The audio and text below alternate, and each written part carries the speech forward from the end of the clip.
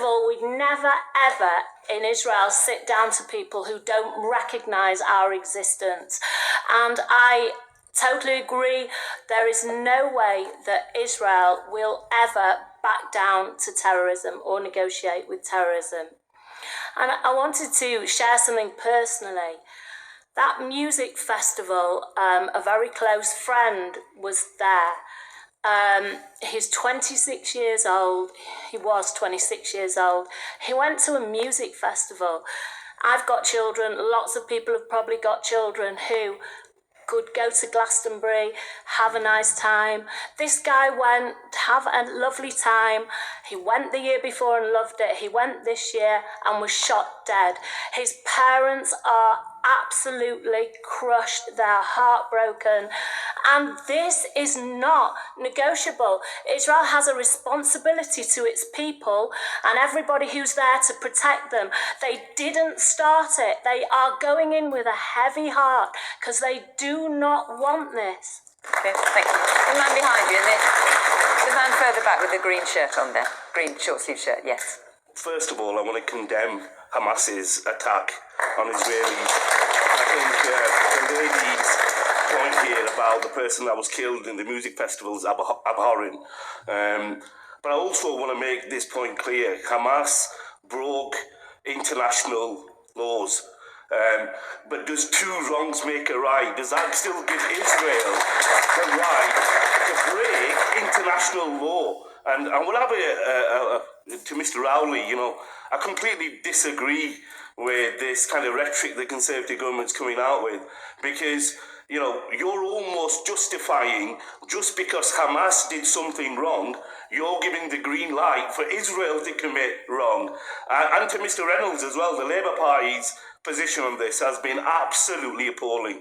Keir Starmer on LBC clearly said that they have the right to stop water, electricity and aid, and then all of a sudden he backtracks a week later.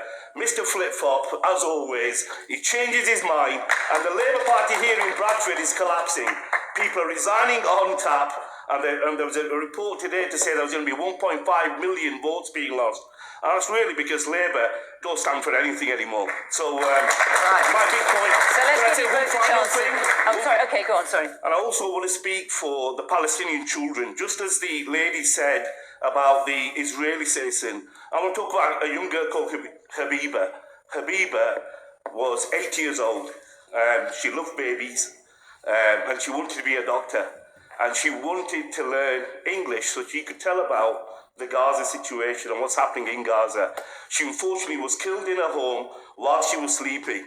And I just want to make sure that if Habiba's family is watching, she did have a chance to tell her story here to the British public.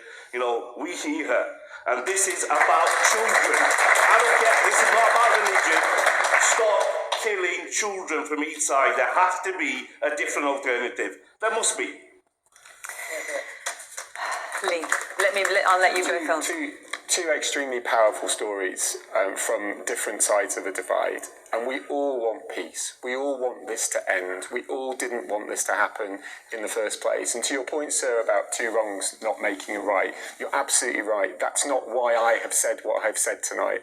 I've said what I've said tonight because Israel, just like the United Kingdom, has a duty to ensure its citizens, just like you, can go about their day, can ensure they get up the next morning, can make sure that the kind of things that you've described don't happen here in the UK, just like they shouldn't have happened in Israel. And when that is not possible, when they can't defend that, when they're unable to do that, it is absolutely legitimate. It is absolutely legitimate for Israel to ensure. Hang on, don't shout out. I'll put your point. The man is saying, does that justify a war? Well, I disagree with the concept that that's what's happening. But what Israel is doing is it's self-defense. And if somebody hang on, I know you disagree, but let him make his point. If somebody can tell me how Israel, how its citizens can defend themselves tomorrow, next month, next year from Hamas, who will come through that barrier again, who will kill again, and that's why Hamas have to be removed. Okay, let Jonathan come. I'll let Jonathan answer because you also made some points.